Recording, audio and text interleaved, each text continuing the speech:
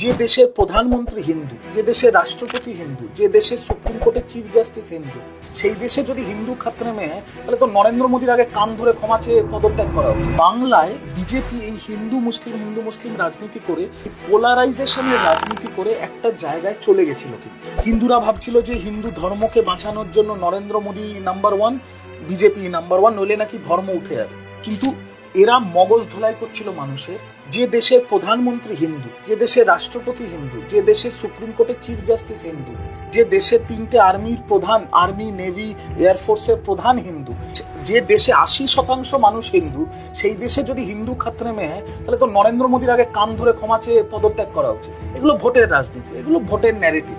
সেই জায়গায় বাংলাতেও সেম টুলকিট ইউজ করে এই হিন্দু মুসলিম বিভেদটাকে নিয়ে গিয়ে বিজেপি কিছু এমপি, কিছু এমএলএ জিতেছে। আর পরে এখন কি ঘটনা ঘটে, ওদের 18টা সাংসদ ছিল।